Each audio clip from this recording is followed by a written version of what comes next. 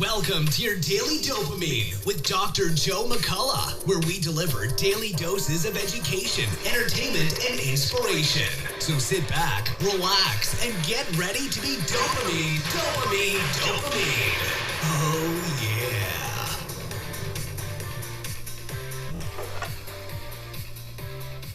Hello, hello, hello. Welcome to the replay. And for those of you joining live, welcome. Hey there, Best Michael.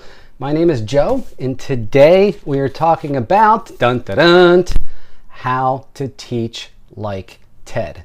This is part 2 of a 4-part series, and what I'm discussing is Talk Like TED by Carmine Gallo. Carmine Gallo wrote this best-selling novel, and what he did is he analyzed all of the best TED Talks. If anybody doesn't know about TED Talks, you should totally check them out. Some of the brightest, most intelligent, most creative people on the planet present 18-minute talks at these TED conferences. If you haven't seen any, they're phenomenal. Check them out at TED.com. So what I'm going to do is go through the 9 public speaking secrets of the top minds that Carmine discusses in Talk Like TED and tell you how you can apply them as a teacher in your classroom to become a better teacher. So this is Teach Like TED. Before I start, let me give you a little bit of background. Hey, D. Thornton, 1963, welcome. Turn this around. Whoa, what happened there? Okay, so Teach Like TED. A little bit of background. So first off, one of the things he discusses, which I really believe in, is the fact that ideas are the currency of the 21st century. We have entered the information age, and information is king. So ideas are the currency of the 21st century, but if you cannot convey your ideas in a way that moves other people, then you're not going to be nearly as persuasive. So it's important to be able to communicate in the most effective way possible. Now, TED Talks have sort of become the cornerstone at which all other talks are compared. TED presentations have been viewed more than 1 billion times online. There's just some amazing, amazing talks out there. And what Carmine Gallo goes through, hey, Mert Minus, welcome, is the most engaging TED presentations have 3 characteristics. 1, they are emotional. They touch my heart. They move me. 2, they are novel. They teach me something new in a novel way that I won't forget.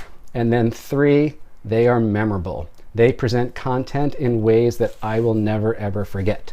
So today I'm going to touch on the first 3 public speaking secrets having to do with giving emotional resonance, having your audience be emotionally involved. So let me turn this around. All right, welcome, welcome, welcome. So let's start with the very first secret that Carmine Gallo goes through. Let me adjust this a bit. The very first secret he goes to is secret number 1. Hey there, Milton. Unleash the master within. What he talks about in this secret, unleash the master within, is passion is contagious. You cannot inspire other people unless you yourself are inspired. And how do you get inspired? You have to speak about something that really touches you, that lights you up, something that you're completely passionate about. Because people can sense a phony, and if you're presenting something that you're not passionate about, people will see through that. So when you're giving a presentation, it has to be something that you really care deeply about. You want to convey your passion to others. And the more passionate you are, the more passionate you're going to get your audience. You're going to suck them in and keep them involved. Now, as a teacher, how can you do this? So for each of these secrets, I'm going to give you 3 applications that if you're a teacher or presenter, you can use to help make your message more memorable, to help get your audience more involved. Hey, Legendary Woo, welcome. I love your screen name.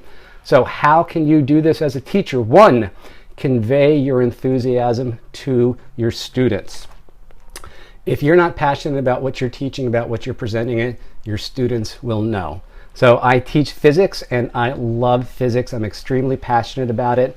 My whole goal the very first day is to get my students passionate about physics. 2, give your students the big picture and the why. Big picture meaning, what is the big picture of their learning? Why is it important to them? Now, this is something that if you don't know the big picture and why what you're teaching is important to your students, you really need to give that some thought. And then 3, get students excited for your class. Now, I teach physics and I have a tremendous amount of content to teach, and I'm always stressed, feeling like I don't have enough time. But something I've been doing lately over the last couple of years, and I'm going to keep doing, I cover no content at all the first day. My whole goal the first day is to get my students pumped and excited for class. So I show some really great demos, I tell some personal stories, I show a couple magic tricks. My whole goal is to get my students excited. Hey there, B Marty YT. So again, the very first secret is unleash the master within. How you can apply this as a teacher is 1, convey your enthusiasm to your students. You want your students to see that you are totally psyched, you're enthusiastic, you're passionate about the subject. 2, give your students the big picture and the why. The big picture is, how does everything they're learning or going to learn going to fit into their life, and why is it important? And then 3, consider, 1, get your students excited for your class, and one way of doing this, consider not covering any content at all the first day. My whole goal the very first day is to get my students excited, get them psyched for class. Okay, public speaking secret number 2 is master the art of storytelling. There's something about telling stories that just draws people in. Whenever we're listening to a story, a lot of times you can actually start to sync up with the presenter. You get emotionally involved with the story. It just seems to lower our defenses. Now, as a teacher, how can you use this in your classroom? Do you use clickers in your class? I've been using clickers in my classroom for the last, I've been teaching 15 years, for the last 13 years. It's by far the best thing I've ever done in my classroom. 1, using clickers. 2, incorporating music into the classroom at any opportunity. And then 3, lately I've been doing magic, which my students love. But clickers are awesome. I'm going to do a whole scope on clickers at some point in the future. So secret number 2 was master the art of storytelling. And how can you do this as a teacher? 1, you want to tell personal stories and stories about people in your field. So I don't have a lot of time to do this in my classroom, but I try and share personal stories about the people involved in the field. And also it's just great to share personal stories about yourself. It helps connect the students to you, make the students feel more connected to the class, to you. It's going to increase how likely it is the students to continue to pay attention and get excited by the class. 2, show a funny and or embarrassing picture of yourself. There's something just about showing an embarrassing, a funny picture that draws students in. Let me show you the one that I show to my classroom on the very first day. Let's get this up. Oh, where is it? Okay, so I talk about the fact that, so this is me as a kid, that I've always been involved with math and science and geometry and physics and things like that. And I think one of the reasons is because growing up, my parents insisted that I have this bowl haircut, which is almost a complete total circle. And apparently it wasn't just me.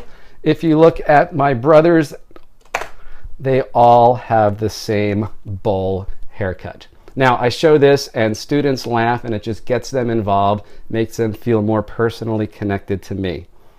Okay, so show a embarrassing or, why can't I get this to work? Okay, show an embarrassing or funny picture of you. And then number 3, become verbal ninjas.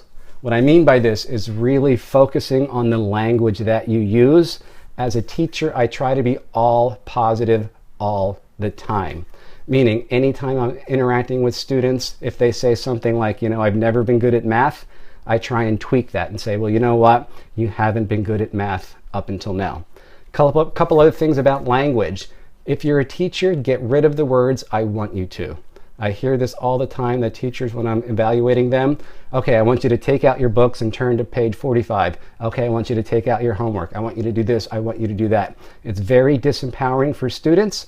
Rather than say, I want to, just think about using please followed by an action verb. Meaning, rather than saying, I want you to take out your books, just say, please take out your books, turn to page 45, something like that.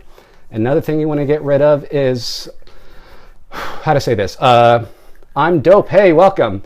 As a teacher, how you ask questions is extremely important. If you just say something like, okay, who has a question? What your students hear, how about you'll want to? Oh, you could do that.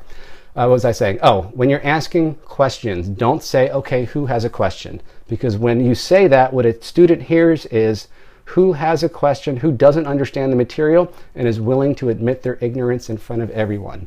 A very powerful way of asking questions is the following.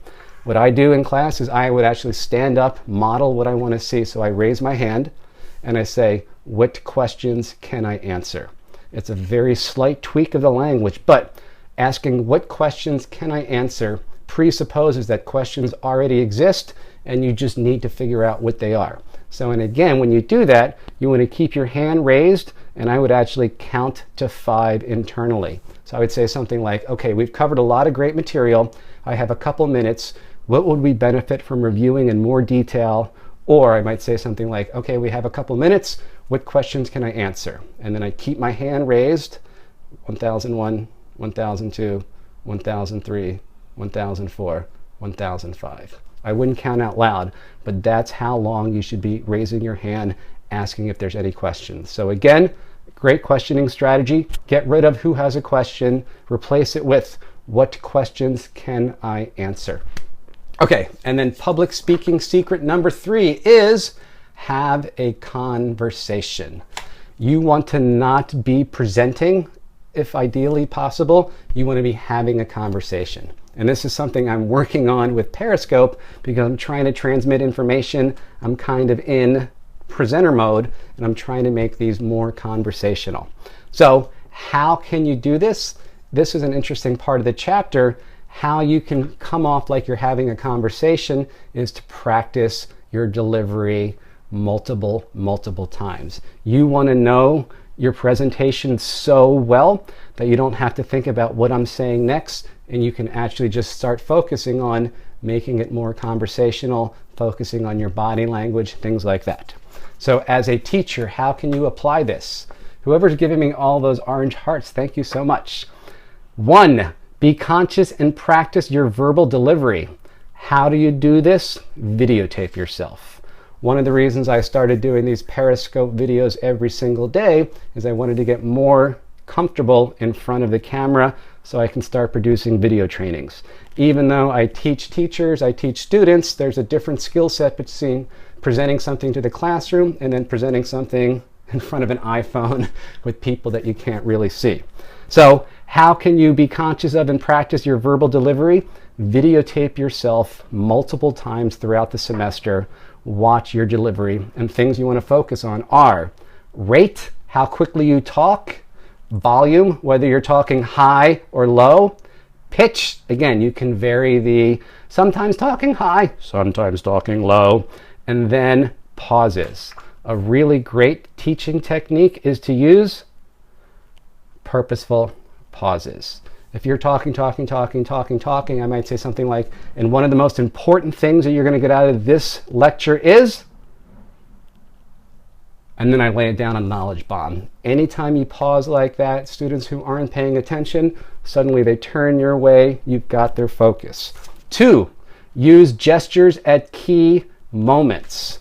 So I tend to talk a lot with my hands. I'm trying to use less gestures. You want to use them sparingly, but when you use them, you want to use them at emphasize the material.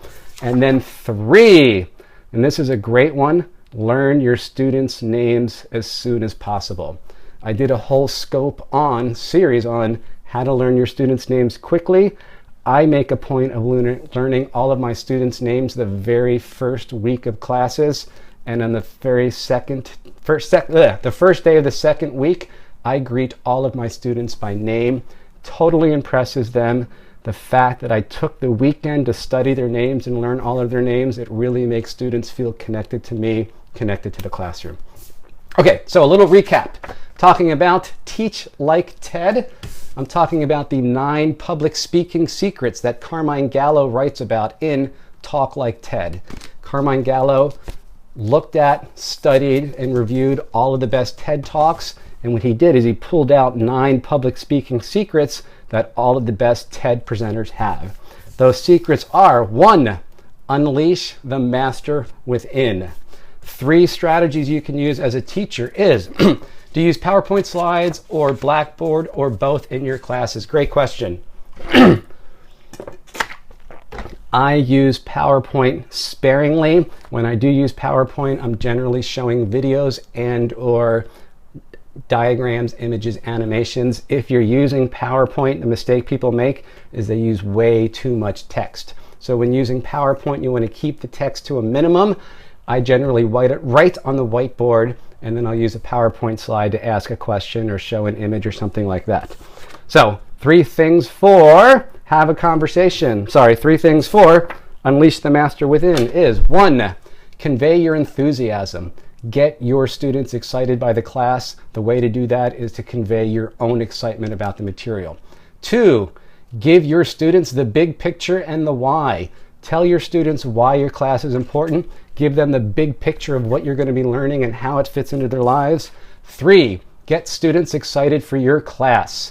If you're teaching, think about covering absolutely no content on the very first day. My whole goal is to get my students excited for class. I'm willing to give up an entire class to set up the rest of the semester.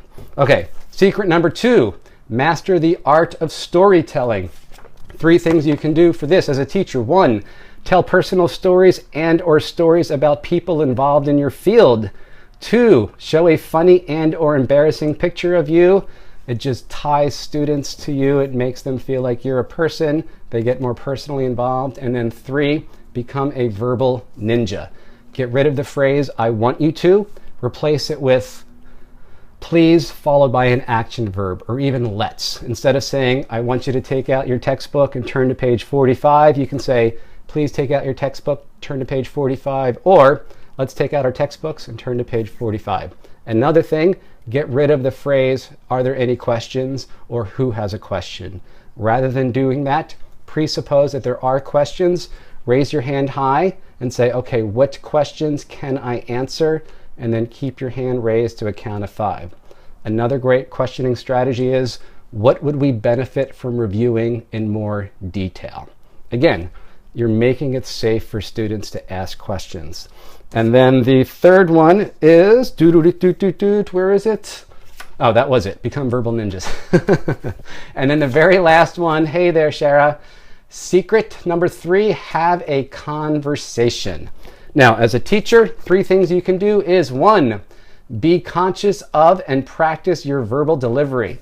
Think about setting up a video camera in the back of your classroom. Videotape yourself periodically throughout the year. Watch the video and look for your rate, your volume, your pitch, and your pauses. Another thing you can watch is your body language. Are you doing too many gestures? Are you moving around? Are you teaching in the same spot?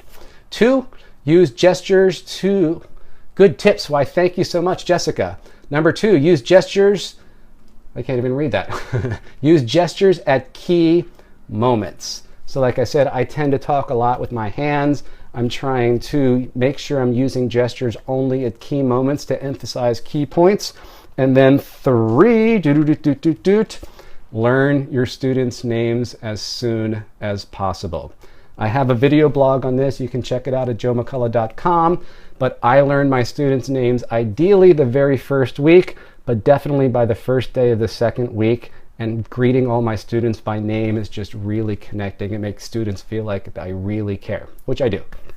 Okay, that was it for today. Say blog again. Search for joemccullough.com. It's also on my YouTube channel. I archive all of these on my YouTube channel. Just search for Joe McCullough. Okay, well, that is it for today. Tomorrow's Wednesday. I do a weekly Ask a Physicist Anything. And then on Thursday and Friday, I'll do parts 3 and 4 of this series. Great scope. Thanks, Doc. You are so welcome, Shara. So my name is Joe McCullough. I'm the physics program chair at Cabrillo College in Santa Cruz, California. Also, do I have my book here? No, best-selling author of Accelerated Learning Techniques for Students. My passion is the brain, how people learn. Great pearls. You are the wizard. Oh, I thank you, Dr. Cuisine. And how you can use that information as a teacher or presenter to make sure your information really sticks in your students' long-term memories. So anyway, I'm on Periscope every single day. Today is day 83 in a row. Woohoo! If you like this, please consider following me and feel free to share this with your followers. Okay, my name's Joe. It is Tuesday about 4:30. And yeah, that is it for today. Thank you for checking me out. And I hope to catch you later on this week. Have a wonderful Tuesday, and stay tuned on Thursday and Friday for parts 3 and 4 of this series. Okay, that's it. Thank you for joining. Take care and have a wonderful day.